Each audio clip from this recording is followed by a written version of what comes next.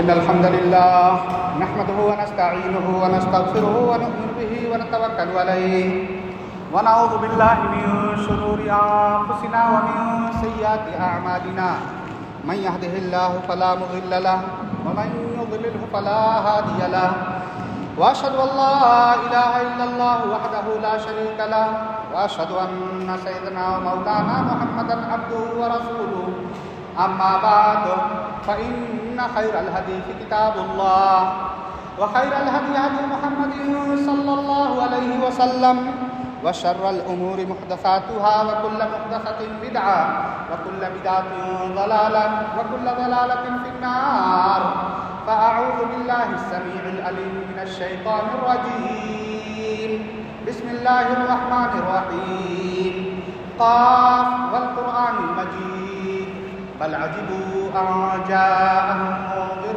منهم فقال الكافرون هذا شيء عجيب أإذا متنا وكنا ترابا ذلك رجع بعيد قد علمنا ما تنقص الأرض منهم وعندنا كتاب حفيظ بل كذبوا بالحق لما جاءهم فهم في أمر مريج أفلم ينظروا إلى السماء فوقهم كيف بنيناها وزيناها وما لها من فروج والأرض مددناها وألقينا فيها رواسي وأنبتنا فيها من كل زوج بهيج تبصرة وذكرى لكل عبد منيب ونزلنا من السماء ماء مباركا فأنبتنا به جنات وحب الحصيد والنخل باسقات لها طلع نضيد رزقا للعباد وأحيينا به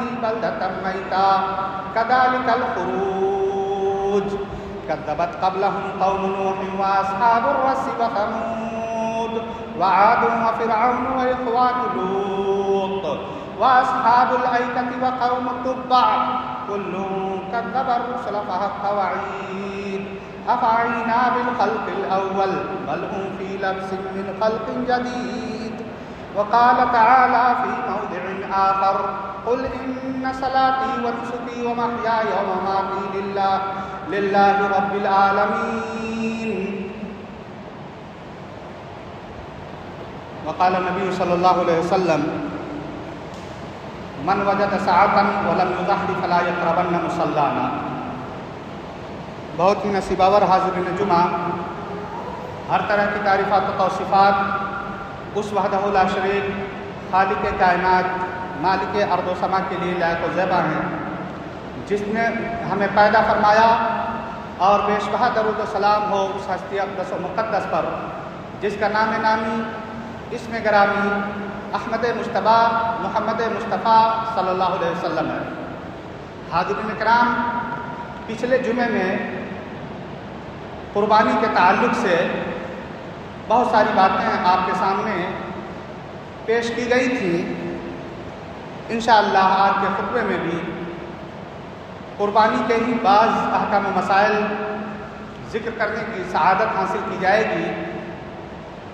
ہم سبھی جانتے ہیں کہ ہم مسلمان ابراہیم اور اسماعیل علیہ السلام کی یاد میں قربانی اللہ رب العزت کے حضور پیش کرتے ہیں۔ ہمیں یہ بھی معلوم ہے کہ اللہ رب العزت نے کئی طرح سے اپنے خلیل ابراہیم علیہ السلام کو آزمائش سے دوچار کیا۔ ان آزمائشوں میں سے ایک آزمائش یہ بھی تھی کہ جب آپ کے صاحبزادے اسماعیل علیہ السلام جو کہ بڑے منت و سماجت کے بعد بڑی دعاؤں کے بعد پیرانہ سالی میں پیدا ہوئے تھے، اللہ رب العزت نے ایک امتحان سے یہ دوچار کیا کہ اپنے لخت جگر کو اپنے ہاتھوں سے قربان کریں۔ چنانچہ ابراہیم علیہ السلام نے یہ خواب مسلسل کئی راتوں تک دیکھا، تو اس بات کا تذکرہ آپ نے اپنے لخت جگر اسماعیل علیہ السلام سے کیا اور ان سے پوچھا کہ میں نے یہ خواب دیکھا ہے، آپ اس مسئلے میں غور و فکر کر لیں کہ آپ کی رائے کیا ہے۔ آپ کیا اس رائے سے متفق ہیں یا کوئی اور رائے ہے؟ اسماعیل علیہ السلام نے جب اپنے والد محترم کی بات سنی، فوراً انہوں نے اپنے والد گرامی سے کہا، یا ابت افعل ما تؤمر ستجدنی ان شاء اللہ من الصابرین۔ ابو جان، جب جو مسئلہ اللہ رب العزت نے آپ کو حکم دیا ہو، جس مسئلے میں اللہ رب العزت آپ کی رہنمائی فرما رہا ہو، اس مسئلے میں میرے مشورے کی آپ کو ضرورت نہیں ہے۔ یا ابت افعل ما تؤمر، جو آپ کو حکم دیا جا رہا ہے آپ اسے کر گزریے۔ ستجدنی ان شاء اللہ من الصابرین، انشاءاللہ آپ مجھے صبر کرنے والوں میں پائیں گے۔ یہ وہ آزمائش تھی جس میں ابراہیم علیہ السلام اور آپ کے لخت جگر اسماعیل علیہ السلام 100% کامیاب ہوئے۔ اور قرآن کریم میں آتا ہے فلما اسلما وتلہ للجبین، کہ جب ابراہیم علیہ السلام نے اپنے بیٹے کو قربانی کرنے کے مقصد سے لٹا دیا، پیشانی کے بل لٹایا، کہ کہیں ایسا نہ ہو کہ باپ کی شفقت جوش میں آ جائے اور ہاتھ میں کسی کے طرح سے کپکپی طاری ہو جائے اور اللہ رب العزت کا حکم نافذ نہ کر پائیں۔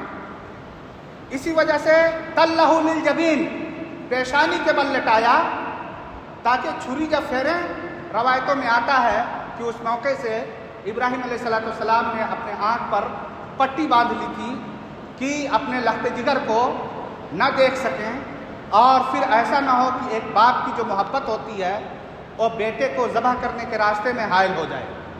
بہرحال کہنے کا مسئلہ یہ ہے کہ وہ اولو العزم من الرسل تھے، جنہیں اللہ رب العزت نے مقام خلت سے سرفراز فرمایا تھا، یعنی رسولوں میں سے صرف 2 رسولوں کو اللہ رب العزت نے، یعنی دنیا میں جتنے بھی رسول آئے ہیں یہ اس دنیا کے سب سے بہتر لوگ ہیں، ان رسولوں میں بھی اللہ رب العزت نے 2 لوگوں کو مقام خلت سے سرفراز فرمایا، یعنی جنہیں جگری دوست بنایا۔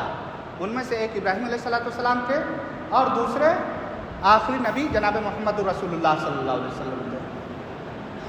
تو ابراہیم علیہ السلام کے اس ادا سے اللہ رب العزت اتنا خوش ہوا، اس قدر خوش ہوا کہ اسے رہتی دنیا تک کے لیے سنت اور طریقہ بنا دیا، جسے ہم لوگ ہر قربانی کے موقع سے زندہ کرتے ہیں۔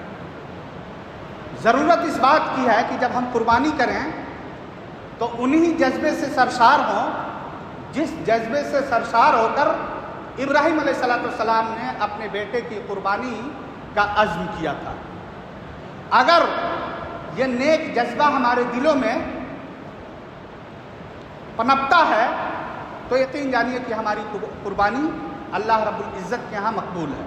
قل ان صلاتی ونسکی ومحیای ومماتی للہ رب العالمین۔ ایک مسلمان کا مقصد تخلیق یہی ہے کہ وما خلقت الجن والانس الا لیعبدون، میں نے انسانوں کو اور جناتوں کو صرف اور صرف اس مقصد کے تحت پیدا کیا ہے کہ وہ میری عبادت کریں۔ اسی کو فرمایا کہ قل ان صلاتی ونسکی ومحیای ومماتی للہ رب العالمین، کہ نبی اکرم صلی اللہ علیہ وسلم آپ کہہ دیجئے کہ میری نماز، میری قربانی، میرا جینا، میرا مرنا سب کچھ اللہ کے لیے ہے، یعنی میرا پورا کا پورا وجود، میری پوری کی پوری زندگی اللہ رب العزت کے لیے ہے۔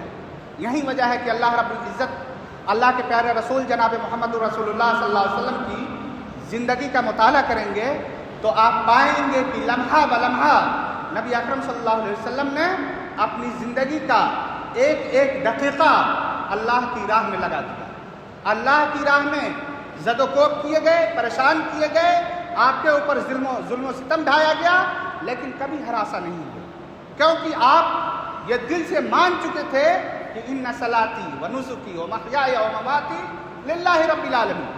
ان کا جینا، ان کا مرنا، ان کا روزہ، ان کا نماز، ان کی قربانی سب کچھ اللہ کے لیے تھا۔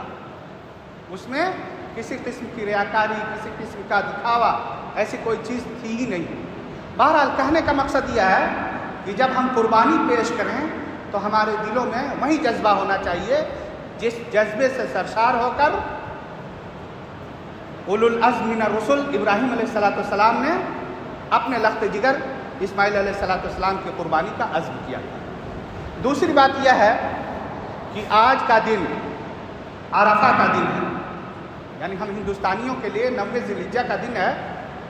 اس دن نبی اکرم صلی اللہ علیہ وسلم سے پچھلے جمعے میں بھی میں نے عرض کیا تھا کہ آج کے دن اللہ رب العزت آسمان دنیا پہ تشریف لاتے ہیں یا اپنے قریب موجود فرشتوں پہ فخر جتاتے ہیں اور کہتے ہیں، جب عرفہ والے عرفہ میں ہوتے ہیں، حاجی لوگ عرفہ میں ہوتے ہیں، اللہ رب العزت حاجیوں پہ فخر جتاتے ہیں اور کہتے ہیں کہ ما یرید ہؤلاء، انہیں کیا چاہیے، یہ کس مقصد کے تحت یہاں جمع ہوئے ہیں، انہیں کون سی چیز یہاں لے کر کے آئی ہے.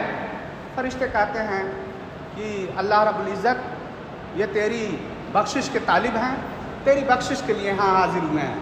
اللہ رب العزت ان تمام لوگوں کو بخش دیتا ہے. کہنے کا مقصد یہ ہے کہ آج عرفہ کا دن ہے، آج کے دن کا روزہ مسنون ہے. اگر کوئی شخص آج کے دن کا روزہ رکھتا ہے، روزے کا اہتمام کرتا ہے، ابو قتادہ رضی اللہ تعالیٰ عنہ کی حدیث میں ہے کہ صیام عرفہ، عرفہ کا روزہ اگر کوئی شخص رکھتا ہے تو یکفر السنۃ التی قبلہ والسنۃ التی بعدہ، کہ اگر کوئی شخص عرفہ کے دن کا روزہ کا اہتمام کرتا ہے تو اللہ رب العزت اس کی وجہ سے ایک دن اگلے، ایک سال اگلے اور ایک سال پچھلے گناہ کو معاف کر دیتا ہے. گویا کہ اگر ہم آج کے دن کا روزے کا اہتمام کرتے ہیں تو اللہ رب العزت اس کی وجہ سے ہمارے 2 سال کے گناہوں کو معاف کر دیتا ہے.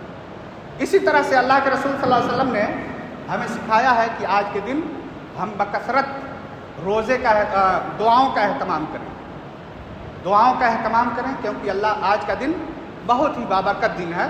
اور تمام انبیاء کرام عرفہ کے دن دعا کا اہتمام کیا کرتے تھے. اللہ کے رسول صلی اللہ علیہ وسلم بھی دعا کا اہتمام کیا کرتے تھے. اور حاجی جب مقام عرفہ میں جمع ہوتے ہیں تو اس دن دعاؤں کا ایک دور چلتا ہے. آپ جا کے دیکھیں گے تو ہر شخص دعاؤں میں اس قدر محو ہوتا ہے کہ جیسے وہ اللہ رب العزت سے مناجات کر رہا ہو، اللہ رب العزت سے اپنی حاجت کو پیش کر رہا ہو، اور اللہ رب العزت دعاؤں کو قبول فرماتا ہے. تو گویا کہ آج کے دن ہمیں زیادہ سے زیادہ دعاؤں کا اہتمام کرنا چاہیے. تیسری چیز یہ ہے کہ اب ہم لوٹتے ہیں قربانی کے بعد احکام و مسائل کی طرف. پچھلے ہفتے کچھ احکام کا تذکرہ ہوا تھا اور ہم نے جانا تھا کہ جو جانور ہم خرید رہے ہیں اس جانور کی کیفیت کیا ہونی چاہیے، اس کی صفات کیا ہونی چاہیے. ان جانوروں کے تعلق سے ہم نے یہ بھی جانا تھا کہ وہ کن عیوب و نقائص سے پاک ہونے چاہیے. جانوروں کے تعلق سے ایک بات یہ بھی یاد رکھیں اور کہ جب جانور ہم خرید کر کے اپنے پاس لائیں تو جانور کا خاص خیال رکھیں، کیونکہ وہ اللہ کے شعائر میں سے ہیں اور ان کی ہم قربانی پیش کرنے والے ہیں. اور جیسا کہ صحابہ کرام کے تعلق سے بیان کیا گیا تھا کہ صحابہ کرام کہا کرتے تھے کہ کننا نسمل الأضحیہ، کہ ہم قربانی کے جانور کو فربہ کیا کرتے تھے. وکان الناس یسمنون، اور صحابہ کرام کا معمول تھا کہ صحابہ کرام بھی اپنی قربانیوں کو فربہ کیا کرتے تھے. صحابہ کرام بھی اپنی قربانیوں کے جانوروں کا خصوصی خیال رکھا کرتے تھے اور جانوروں کو خوب کھلایا پلایا کرتے تھے. ایک سوال پیدا ہوتا ہے کہ بکرا یا دمبا وغیرہ جانور میں کتنے لوگ، یعنی بکرا وغیرہ کی قربانی کتنے لوگوں کی طرف سے کفایت کر سکتی ہے. یعنی جب ہم بکرے کی قربانی کر رہے ہیں تو اس تعلق سے عطا ابن یسار رحمہ اللہ مشہور تابعی ہیں، وہ کہتے ہیں کہ ہم نے ابو ایوب انصاری رضی اللہ تعالیٰ عنہ سے دریافت کیا کیف کانت الضحایا فی عہد رسول اللہ صلی اللہ علیہ وسلم، اللہ کے رسول صلی اللہ علیہ وسلم کے زمانے میں قربانی کس طرح سے ہوا کرتی تھی، قربانی کی کیفیت کیا ہوتی تھی. ابو ایوب انصاری رضی اللہ تعالیٰ عنہ نے بیان فرمایا کان الرجل یضحی بالشاة عن نفسہ وعن اہل بیتہ، ایک شخص ایک بکری کی قربانی اپنی طرف سے بھی اور اپنے گھر والوں کی طرف سے بھی کیا کرتا تھا۔ گویا کہ اگر ہم ایک بکری کی قربانی کر رہے ہیں تو ایک بکری کی قربانی ہمارے طرف سے بھی اور ہمارے گھر والے یعنی ہمارے اولاد، بال بچوں، رشتہ داروں کی طرف سے بھی کفایت کرے۔ کوئی ضروری نہیں ہے کہ آپ اس میں شراکت داری، یعنی اگر دو لوگ، ایسا نہیں ہے کہ آپ کوئی بکرا خریدیں اور اس میں دو لوگ شریک ہو کر کے قربانی کرنا چاہیں تو یہ دو لوگوں کی طرف سے وہ کفایت کریں، نہیں، یہ جائز نہیں ہے۔ بلکہ اللہ کے رسول صلی اللہ علیہ وسلم کا معمول یہ تھا کہ اللہ کے رسول صلی اللہ علیہ وسلم ایک بکرے کی قربانی کرتے اور اس وقت کہا کرتے تھے کہ ھذا عنی وعمن لم یضح من امتی، کہ یہ قربانی میری طرف سے ہے اور میری امت کے اس فرد کی طرف سے ہے جس نے اپنی طرف سے قربانی نہ کی ہو۔ تو گویا کہ ایک بکرے کی قربانی ایک پورے گھر والوں کی طرف سے کفایت کرے۔ اسی طرح سے قربانی کے گوشت کا جو مسئلہ ہے، قربانی کے گوشت کے تعلق سے جب ہم قرآن کریم میں دیکھتے ہیں تو اللہ کے پیارے رسول صلی اللہ علیہ وسلم نے ارشاد فرمایا فَكُلُوا مِنْهَا وَأَطْعِمُوا الْبَائِسَ الْفَقِيرَ، ایک دوسری جگہ ارشاد فرمایا فَكُلُوا مِنْهَا وَأَطْعِمُوا الْقَانِعَ وَالْمُعْتَرَ، کہ خود بھی کھاؤ اور بھوکے فقیروں کو کھلاؤ۔ دوسری جگہ ہے خود بھی کھاؤ، ان مسکینوں کو کھلاؤ جو دست سوال دراز نہیں کرتے ہیں، اور اسی طرح سے ان مسکینوں کو کھلاؤ جو سوال کرتے ہیں، یعنی مسکین ہوں، فقیر ہوں، اپنے قربانی کے گوشت میں انہیں بھی شریک کرنا ہے۔ مشہور حدیث ہے، سلمہ ابن اکوع رضی اللہ تعالیٰ عنہ بیان کرتے ہیں کہ ایک سال قحط سالی ہوئی تو اللہ کے رسول صلی اللہ علیہ وسلم نے حکم دیا کہ جس کسی نے بھی قربانی کیا ہو 3 دن کے بعد اس کے ہاں قربانی نہیں رہنی چاہیے، یعنی قربانی کا گوشت باقی نہیں رہنا چاہیے، یعنی یا تو خود 3 دن کے اندر ختم کر دے یا اپنے پڑوسیوں کو یا اسی طرح سے دوسرے مسلمانوں میں اس کو تقسیم کر دے تاکہ وہ لوگ بھی اس گوشت میں شریک ہو لیں، اسے کھا لیں۔ جب دوسرا سال آیا، صحابہ کرام نے اللہ کے رسول صلی اللہ علیہ وسلم سے پوچھا کہ اللہ کے رسول، کیا ہم لوگ قربانی کے گوشت کے ساتھ ویسا ہی کریں جیسے پچھلے سال کیا تھا، یا پھر اس میں کچھ حکم چینج ہے، آپ کا کچھ حکم الگ ارشاد ہے؟ اللہ کے رسول صلی اللہ علیہ وسلم نے اس موقع سے ارشاد فرمایا کلوہا وتصدقوا بہا وادخروہا، کھاؤ، صدقہ کرو اور ذخیرہ اندوزی کرو۔ یعنی اللہ کے رسول صلی اللہ علیہ وسلم نے صرف 1 سال کے لیے حکم دیا تھا، اور وہ بھی اس وجہ سے کہ قحط سالی تھی، غربت کا سال تھا، کہ کوئی بھی شخص 3 دن سے زیادہ قربانی کے گوشت کو جمع نہیں کر سکتا۔ لیکن اس حکم کو اللہ کے رسول صلی اللہ علیہ وسلم نے بعد میں ختم کر دیا، جیسا کہ قبر کی زیارت کے تعلق سے مشہور حدیث ہے کہ کنت نہیتکم عن زیارت القبور فزوروها، اللہ کے رسول صلی اللہ علیہ وسلم نے ابتدائی اسلام میں قبروں کی زیارت سے منع کر دیا تھا، روک دیا تھا۔ اب اس کی علت کچھ بھی ہو سکتی ہے، ہو سکتا ہے کہ لوگ نئے نئے مسلمان ہوئے تھے اور فتنے میں پڑنے کا اندیشہ رہا ہو، یا کچھ بھی مسئلہ ہو۔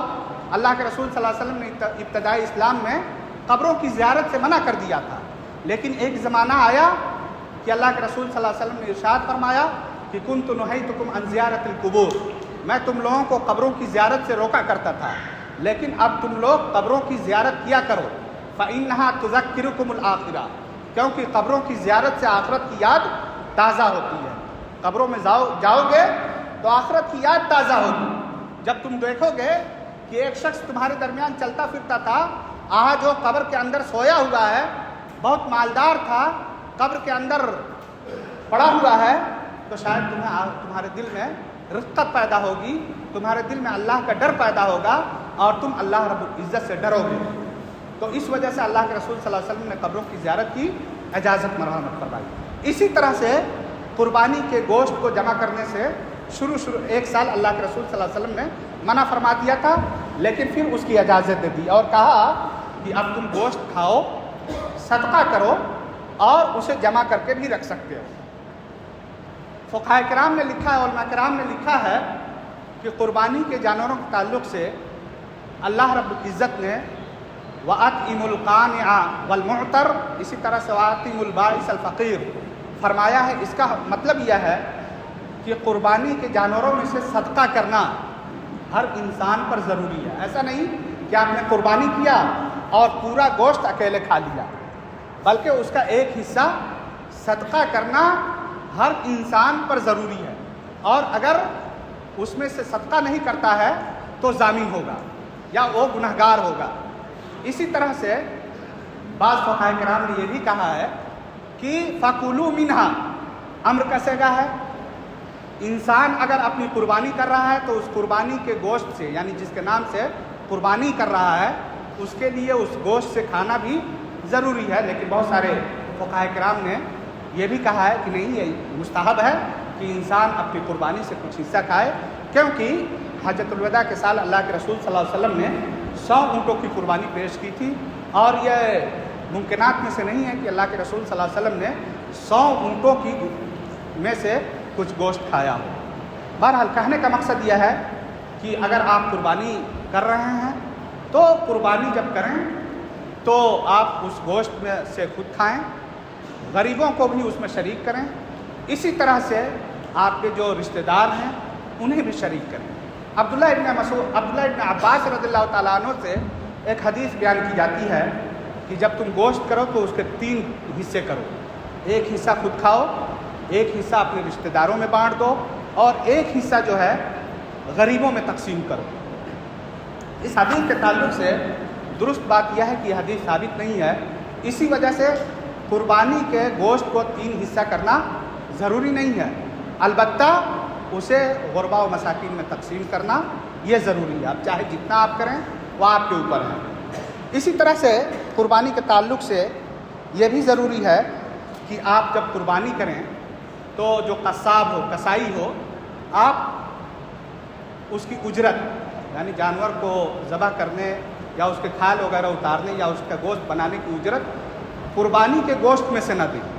اگر آپ ایسا کرتے ہیں تو گویا کہ آپ غلط کر رہے ہیں، آپ گنہگار ہیں. اللہ کے پیارے رسول صلی اللہ علیہ وسلم کے بارے میں علی بن ابی طالب رضی اللہ تعالیٰ عنہ بیان کرتے ہیں کہ اللہ کے رسول صلی اللہ علیہ وسلم نے اپنے قربانی کی جانوروں پر ہمیں نگراں متعین کیا اور کہا کہ جب قربانی ہو جائے ہم اس کے گوشت کو، اس کے اوجھڑیوں کو، اس کے یعنی جتنے بھی گوشت کے حصے ہیں پورے حصوں کو ہم تقسیم کر دیں، صدقہ کر دیں. البتہ جو قصائی ہوں اس کی اجرت اس کے گوشت سے نہ دیں.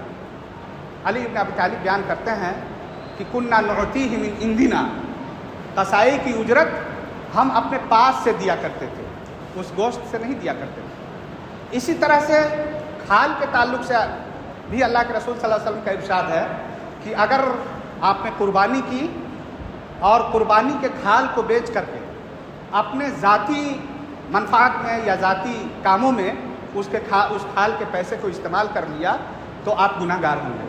اللہ کے رسول صلی اللہ علیہ وسلم نے ارشاد فرمایا من باع جلد اضحیتہ فلا اضحیۃ لہ، کہ اگر کوئی شخص قربانی کرتا ہے اور قربانی کی کھال کو بیچ کر کے اپنے ذاتی کاموں میں اس کا پیسہ استعمال کر لیتا ہے تو اس کی قربانی قبول ہی نہیں ہوتی. یہ اللہ کے رسول صلی اللہ علیہ وسلم کی صحیح حدیث ہے. اس وجہ سے اگر آپ قربانی کے کھال کو بیچتے ہیں تو آپ یا تو اس پیسے کو صدقہ و خیرات کر دیں، یا یہ کہ مدرسے وغیرہ میں اگر کچھ لوگ اس کو جمع کرتے ہوں تو اس پیسے کو وہاں آپ دے دیں. اسی طرح سے بسا اوقات یہ بھی ہوتا ہے کہ جب ہم قربانی کرتے ہیں تو قربانی کا جانور حملہ نکل جاتا ہے، یعنی اس کے پیٹ میں بچہ ہوتا ہے. اس صورت میں ہمیں کیا کرنا ہے؟ بہت سارے علاقوں میں آپ نے دیکھا ہوگا کہ اس صورت میں لوگ یہ کہتے ہیں کہ وہ جانور مکروہ ہے، اس کا کھانا مکروہ ہو گیا. نہیں، اللہ کے رسول صلی اللہ علیہ وسلم سے یہی سوال کیا گیا تھا کہ کننا ننحر الناقہ، ہم اونٹ کا نحر کرتے ہیں، ونذبح الشاۃ والبقرۃ، گائے اور بکری کی قربانی کرتے ہیں، فنجد فی بطنہا الجنین، ہمیں جانور کے پیٹ میں بچہ ملتا ہے، تو اس صورت میں ہم کیا کریں؟ انلقیہ او ناکلہ، ہم اسے کھائیں یا اسے پھینک دیں؟ اللہ کے رسول صلی اللہ علیہ وسلم نے فرمایا کہ ان شئتم اکلتم، اگر چاہو کھاؤ، اگر چاہو کھاؤ. اور اسی طرح سے دوسری حدیثوں میں ارشاد فرمایا کہ فَإِنَّ زکاۃ الجنین زکاۃ امی، زکاۃ امی زکاۃ الجنین، کہ تم نے اس کی ماں کو ذبح کر دیا، یہی اس کے بچے کا ذبح ہے. اس بچے کو الگ سے ذبح کرنے کی ضرورت نہیں ہے. اس بچے میں اگر گوشت لگ چکا ہو تو اس بچے کا گوشت بھی تم کھا سکتے ہو. اب ہمارا نفس تعفن کرے، ہمارا جی گوارا نہ کرے، یہ الگ مسئلہ ہے. جیسا کہ ایک موقع سے اللہ کے رسول صلی اللہ علیہ وسلم کے دسترخوان پر گوہ کھائی جا رہی تھی. گوہ آپ نے سنا ہوگا کہ گوہ لوگ کھا رہے تھے. اللہ کے رسول صلی اللہ علیہ وسلم وہیں تشریف فرما تھے. اللہ کے رسول صلی اللہ علیہ وسلم نے اس میں ہاتھ نہیں ڈالا. خالد بن ولید نے اللہ کے رسول صلی اللہ علیہ وسلم سے پوچھا، کون خالد بن ولید؟ جنہیں سیف اللہ کے نام سے جانا جاتا ہے. سیف اللہ جن کا لقب پڑا تھا اور جو دشمنان اسلام کے خلاف نیم برّاں تھے. ان خالد بن ولید نے اللہ کے رسول صلی اللہ علیہ وسلم سے پوچھا کہ اللہ کے رسول صلی اللہ علیہ وسلم آپ اسے کیوں نہیں کھا رہے ہیں؟ کیا اس کا کھانا حرام ہے؟ اللہ کے رسول صلی اللہ علیہ وسلم نے کہا کہ چونکہ یہ ہمارے ملک میں نہیں ہوتا ہے اسی وجہ سے ہماری طبیعت گوارا نہیں کر رہی ہے اب اسے کھانا. پوچھا کہ ہم کھا سکتے ہیں؟ کہا کہ ہاں آپ کھا سکتے ہو. خالد بن ولید نے بڑے مزے سے اسے لے کر کے کھایا. گویا کہ اس چیز کا کھانا جائز تھا، لیکن اس کے بعد بھی اللہ کے رسول صلی اللہ علیہ وسلم نے نہیں کھایا. کوئی چیز جائز ہے اس کا مطلب یہ نہیں ہے کہ آپ اس کو کھانے کے لیے مکلف ہیں یا زبردستی آپ اس پر آپ کا کھانا ضروری ہی ہے.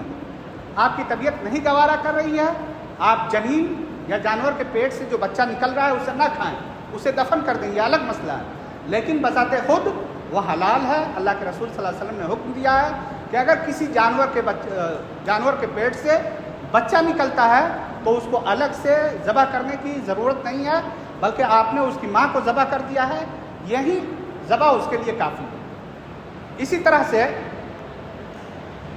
عید کے تعلق سے ایک مسئلہ یہ بھی ہے کہ جب ہم جانور کو ذبح کریں تو جانور کو ذبح کرتے وقت جانور کے ساتھ بہتر سلوک کریں. اللہ کے پیارے رسول صلی اللہ علیہ وسلم نے ارشاد فرمایا، ان اللہ کتب الاحسان علی کل شیء فاذا قتلتم فاحسنوا القتلہ واذا ذبحتم فاحسنوا الذبح ولیرح احدکم شفرتہ ولیرح ذبیحتہ. اللہ کے پیارے رسول صلی اللہ علیہ وسلم کی صحیح حدیث ہے کہ اللہ رب العزت نے ہر چیز پر حسن سلوک لکھا ہے. چنانچہ جب کوئی شخص تم میں سے اپنے جانور کو ذبح کرے تو اس کے ساتھ اچھا برتاؤ کرے. اور اچھا برتاؤ کیسے ہوگا؟ کہ آپ چھری کو تیز کر لیں. جب جانور کو ذبح کرنے جا رہے ہیں تو چھری کو تیز کر لیں. ایسا نہیں ہے کہ آپ چھری رگڑے جا رہے ہیں اور جانور اذیت میں مبتلا ہے، یہ درست نہیں ہے. اسی طرح سے جب آپ چھری تیز کر رہے ہیں تو ایسا نہیں کہ بکری بندھی ہوئی ہے یا بکرا بندھا ہوا ہے اس کے سامنے آپ جا کر کے جہاں چھری ذبح کر رہے ہیں تیز کر رہے ہیں. اللہ کے رسول صلی اللہ علیہ وسلم ایک موقع سے گزرے، دیکھا کہ ایک صاحب جانور کے پہلو پر اپنا پیر رکھے ہوئے تھے اور اس وقت چھری تیز کر رہے تھے، اور جانور جو ہے اپنی کنکھیوں سے چھری کو دیکھ رہا تھا. اللہ کے رسول صلی اللہ علیہ وسلم نے سخت پھٹکار لگائی اور کہا کہ افلا قبل ھذا، اس کام کو تم نے اس سے پہلے کیوں نہیں کر لیا؟ او تريد ان تمیتها موتات، کیا تم اسے کئی موت میں ڈالنا چاہتے ہو، کئی بار مارنا چاہتے ہو؟ یعنی جس طرح سے انسان کسی چیز کو دیکھ کر کے ڈرتا ہے، کسی ڈراؤنے چیز کو دیکھ کر کے ڈرتا ہے، اسی طرح سے جانوروں کے اندر بھی اللہ نے حس رکھی ہے اور ایک جانور بھی اس طرح کی چیزوں کو دیکھ کر کے ڈرتا ہے. تو گویا کہ جب ہم جانور کو ذبح کریں تو اس کے ساتھ بھی بہتر سلوک کریں اور ان چیزوں کا خیال رکھیں. ایک مسئلہ یہ بھی ہے کہ عورتیں اپنے قربانی کے جانور کو ذبح کر سکتی ہیں یا نہیں کر سکتی ہیں. اس مسئلے میں نص موجود ہے. ان امرأۃ ذبحت، ایک عورت نے اپنے ایک جانور کو ذبحت شاۃً بحجر فسئل رسول اللہ صلی اللہ علیہ وسلم فامر باکلھا، ایک عورت نے پتھر سے اپنے جانور کو ذبح کیا. اللہ کے رسول صلی اللہ علیہ وسلم سے اس مسئلے میں پوچھا گیا. اللہ کے رسول صلی اللہ علیہ وسلم نے اس گوشت کو کھانے کا حکم دیا. گویا کہ اگر کوئی عورت اپنے قربانی کے جانور کو ذبح کرتی ہے تو اس جانور کو کھانے میں کوئی قباحت نہیں ہے. نص موجود ہے. ابو موسیٰ اشعری بہت مشہور صحابی ہیں اور صفین میں حکم بھی بنائے گئے تھے.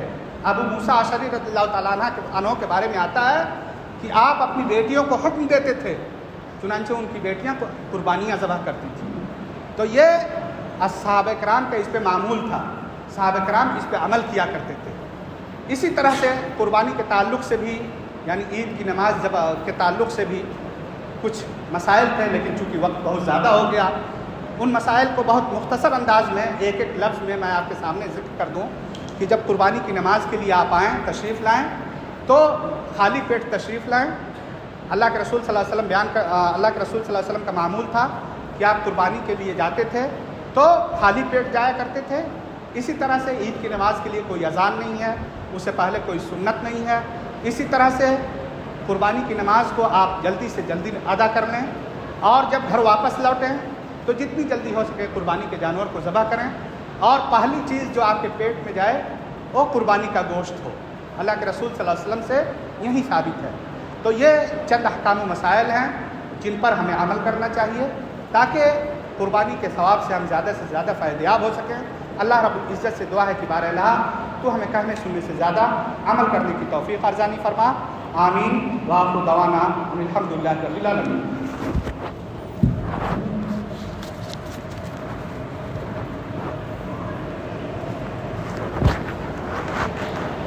إن الحمد لله نحمده ونستعينه ونستغفره ونؤمن به ونتوكل عليه ونعوذ بالله من شرور أنفسنا ومن سيئات أعمالنا من يهده الله فلا مضل له ومن يضلل فلا هادي له وأشهد أن لا إله إلا الله وحده لا شريك له وأشهد أن سيدنا ومولانا محمدا عبده ورسوله أما بعد فإن خير الحديث كتاب الله وخير الهدي هدي محمد صلى الله عليه وسلم وشر الأمور محدثاتها وكل محدثة بدعة وكل بدعة ضلالة وكل ضلالة في النار فأعوذ بالله السميع العليم من الشيطان الرجيم من همزه ونفخه ونفثه بسم الله الرحمن الرحيم إن الله وملائكته يصلون على النبي يا أيها الذين آمنوا صلوا عليه وسلموا تسليما اللهم صل على محمد وعلى آل محمد كما صليت على إبراهيم وعلى آل إبراهيم إنك حميد مجيد اللهم بارك على محمد وعلى آل محمد كما باركت على إبراهيم وعلى آل إبراهيم إنك حميد مجيد عباد الله رحمكم الله إن الله يأمر بالعدل والإحسان وإيتاء ذي القربى وينهى عن الفحشاء والمنكر والبغي يعظكم لعلكم تذكرون اذكروا الله يذكركم وادعوه يستجب لكم ولذكر الله تعالى أولى وأجل وأتم وأكبر والله أعلم بما تصنعون.